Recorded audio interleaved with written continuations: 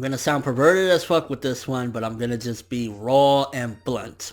Miss Brandish, you have a very, very nice ass. Yeah, I'm sorry, I just had to say it. So this chapter, Fairy Tail, was mainly a setup and strategy chapter, but nonetheless, I think I got a couple things accomplished. I mean, for starters, I ain't gonna lie, the hype for the Four Kings of Ishgard got me excited, because now they're gonna go in, we're gonna get to see the full-on strength of some of the most powerful people in our side of the fairy tale world and whatnot, and I'm looking forward to see what they can do. I know not all of them are strong or whatever. If I'm correct, Warren, like, he mainly was, like, because of the things that he can do. It wasn't necessarily his strength, but he was more like wise and he could do different things like that. But I'm looking forward to seeing just them all out in an assault, and I know, to be honest with you, I can see the setup already that they're gonna eventually get, like, not dusted off, but I could definitely see them losing their battle, and that's gonna even prove further the threat that we are facing against the Alvarez Empire. So I'm looking forward to seeing overall how it goes down, and the nice spread of seeing all of them together was pretty fucking sick. Like, Hero, he definitely, when he wanted to, you know, make something stand out with this chapter, he made it stand out. And I think this chapter focused on something that I've seen in many different series, whatever, where the good guys at the end of the day are very righteous and they don't want to do things that normally need to be done. And at the end of the day, if they would kill Miss Brandish right now,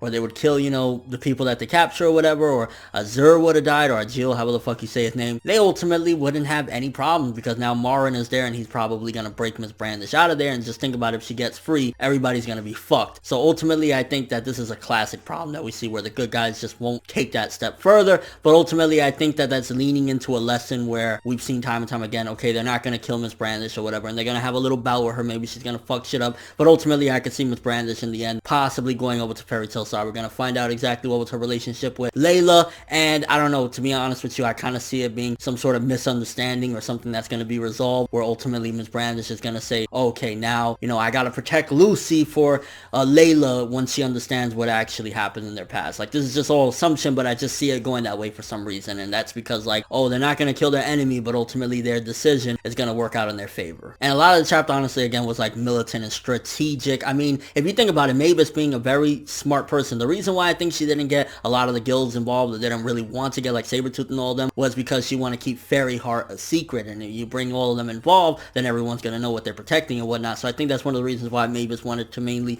keep it amongst just Fairy Tail, but now you got Sabretooth and all these people marching left, right, west, east, or whatever. So we got a lot of motherfuckers going on, which is good, because again, it started off as just Fairy Tail fighting this, and at the end of the day, you have an empire versus a small guild like Fairy Tail. So you need Sabretooth, you need them, even though I don't really care too much for Sting and Rogue, ultimately you need these motherfuckers, because it makes them more of a credible fight. And I don't normally go, yay, Natsu, but the end of this chapter got me hyped with Natsu saying, fuck all that shit, fuck the slow progression, bro, I'm just heading straight for Zeref, and I hope he doesn't have any bullshit roadblocks that make us say, oh, now we gotta wait a bajillion chapters for Natsu to get free from blah blah blah. Like, just go in there, fuck Zeref up, let's just get some fucking knockout brawl. And I mean, don't mistake what I'm saying, I'm not saying go in there and one-shot Zeref, but let's just get to some really awesome shit quickly, so that way we don't gotta wait a million fucking years for that. Like, so I like that in the sense of Natsu being a faster pacing of the plot progression. That was kind of cool. And with all that being said, again, a pretty decent setup chapter. Honestly, it was a good chapter for the most part. I'm looking forward to seeing the Four Kings of Ishgard, what they can do. I mean, granted, again, it was mainly setup, but I felt like it was moving the pacing along. And also, more than likely, Marin is gonna get Miss Brandish free, and I can't wait to see Miss Brandish's big, giant, juicy ass in all of its glory. Let me know what you guys thought of the chapter. What did you think about this? Do you think that my whole theory in regards to Miss Brandish is gonna come to fruition? She's gonna eventually be on our side